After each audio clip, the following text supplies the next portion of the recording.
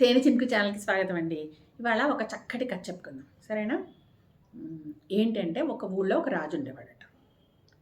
ఆ రాజుకి పక్షులంటే చాలా ఇష్టం. రాజ్యాన్ని చాలా సుభిక్షంగా పరిపాలించేవాడు. కానీ ఆయనకి పక్షులంటే ఇష్టమట.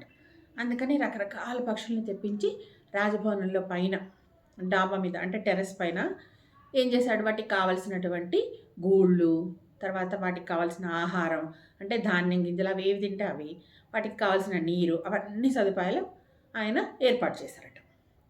ఆ పక్షులు చక్కగా అన్ని రకరకాల పక్షులు హ్యాపీగా అంటే సంతోషంగా అవి తింటూ కాలం గడుపుతున్నాయి.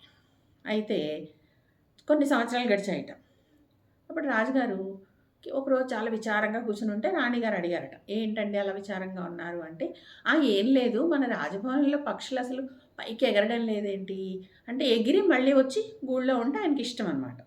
అవి ఎగరడం లేదు, అక్కడే ఉంటున్నాయి, తింటున్నాయి, పడుకుంటున్నాయి.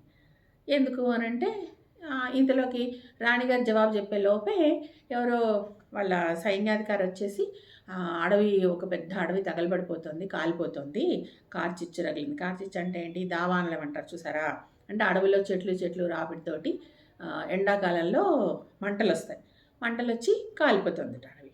అప్పుడు చాలామందికి అంటే అక్కడ వేటకెళ్ళినటువంటి వాళ్ళు, చెట్లు కొట్టడానికి వెళ్ళిన వాళ్ళు, తర్వాత ఈ అటవీ సంపత్తి తెచ్చుకోవడానికి కుంకుడుగాయలు, చింతపండు ఇలాంటివి తెచ్చుకోవడానికి వెళ్తారు కదా, అలాంటి వాళ్ళు చాలామంది అందులో ఇరుక్కుపోయారు అని చెప్తే వెంటనే సైన్యాన్ని పంపించి నీళ్ళు పోయించి ఆర్పించి మంటలు చాలామందిని కాపాడారట.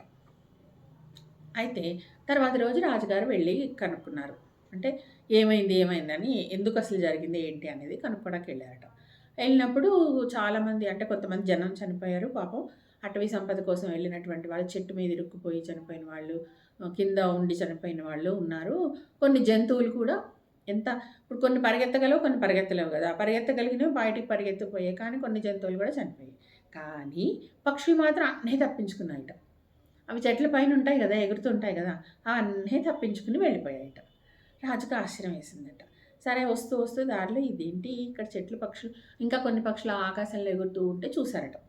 ఇంత హాయిగా పక్షులన్నీ ఎగురుతున్నాయి, రాజభవనంలో పక్షులు అసలు ఎందుకు ఎగరవు అని అనుమానం వచ్చింది. ఆయన రెండో రోజు సభలో కూర్చుని అందరినీ అడిగారట. అడిగితే వాళ్ళందరూ తలా ఒక తోచిన సమాధానం చెప్పారు. కానీ అతనికి రాజుగారికి తృప్తిగా అనిపించలేదట.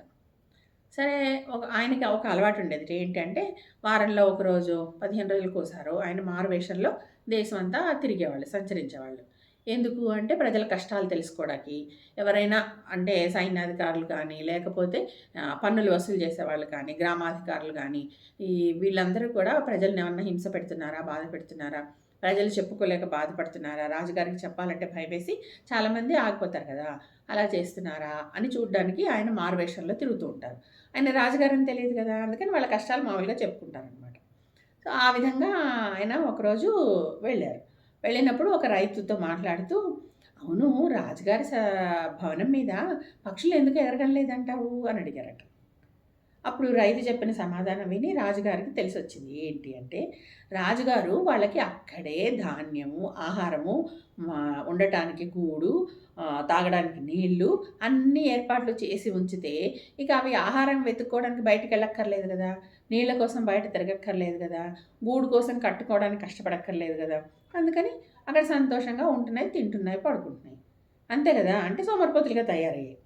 అంటే ఇవన్నీ ఎందుకు, రాజుగారు వాటిని కష్టపడకుండా ఏర్పాటు చేసినందుకు. అంతేకాదు ప్రజలకు కూడా ఉచితాలు ఇచ్చి అలా వాళ్ళని సోమరిపోతులుగా తయారు చేస్తున్నారు అని. అంటే ఏంటి, ఇప్పుడు అందరికీ కావాల్సినటువంటివి చాతకాని వాళ్ళకి పెన్షన్లు ఇవ్వచ్చు, కానీ హాయిగా ఉద్యోగం చేసుకోవాల్సినటువంటి వాళ్ళకి, నిరుద్యోగులైనటువంటి వాళ్ళకి పెన్షన్లు ఇచ్చి వాళ్ళని ఉద్యోగాలు చేసుకోకుండా చేయడం ఎందుకు, అదే వాళ్ళకి ఏదో వ్యాపారం వసతి కల్పించి కావలసినటువంటి రుణాలు ఇచ్చి వ్యాపారం పెట్టుకునే అవకాశం ఇస్తే ఒకళ్ళకి బదులు 10 మంది బ్రతుకు దొరుకుతుంది కదా. మరి అటువంటి సమయంలో ఇవన్నీ కూడా రాజుగారు ప్రజలకి ఉచితంగా డబ్బు పంచిపెట్టేస్తే ఆ డబ్బుతో తింటారు, శుభ్రంగా ఇంట్లోనే పడుకుంటారు. పని ఎందుకు చేస్తారు, చెయ్యరు. పని చేయకపోవడం వల్ల దేశం అభివృద్ధి చెందదు, అంటే సాంకేతిక నిపుణత పెరగదు. ఎవరైనా టెక్నికల్గా ఆలోచన అంటే సాంకేతికంగా ఆలోచించలేరు, ఇంకా ఆలోచించాల్సిన అవసరమే ఉంది. వాళ్ళు శుభ్రంగా తిండి దొరుకుతుంటే టైంకి తింటారు, పడుకుంటారు, అంతే కదా. పని చేయాలని ఆలోచన రాదు, చేయాలని అనుకోరు. ఎందుకు డబ్బులు వస్తున్నప్పుడు పని చేయడం అనుకుంటారు. కాబట్టి రాజుగారు అవన్నీ ఉచితంగా ఇచ్చి ప్రజలని సోమరిపోతులుగా తయారు చేయకూడదు. ఇప్పుడు ఆ పక్షులు సోమరిపోతులు అయ్యే హాయిగా తింటున్నాయి, పడుకుంటున్నాయి. అంతే తప్ప అవి వేటకెళ్ళట్లేదు, ఆహారం కోసం వెతుక్కోనక్కర్లేదు, నీళ్ళ కోసం వెతుక్కోనక్కర్లేదు. అందుకని ఎగరడం లేదు. అలాగే మనుషుల్ని కూడా ఉచితాలు ఇచ్చి అలా పాడు చేయకూడదు అని చెప్పాడట ఆ రైతు. అప్పుడు రాజుగారికి తెలిసొచ్చి తన రాజ్యంలో కూడా తాను ఉచితంగా ఇచ్చేటువంటివన్నీ కూడా రద్దు చేసి కావలసిన సదుపాయాలు ప్రజలకి, అంటే వాళ్ళు బ్రతుకు తెరువు వాళ్ళు జీవించేలాగా, కష్టపడి పనిచేసి సంపాదించుకునేలాగా, దేశం అభివృద్ధి చెందేలాగా, అంటే వ్యవసాయం చేసేవాళ్ళు వ్యవసాయం చేసేలాగా, ఆ కంపెనీల్లో పనిచేసేవాళ్ళు వాళ్ళ పని చేసేలాగా, అలా ఎవరి పని వాళ్ళు చేసుకుని దేశాన్ని అభివృద్ధి పథంలోకి నడుపుతూ వాళ్ళు కూడా అభివృద్ధి చెందేలాగా ఆయన చేశారట. అప్పుడు దేశం సుభిక్షంగా ఉంది, ప్రగతి పథంలో నడుస్తుంది. అర్థమైంది కదా?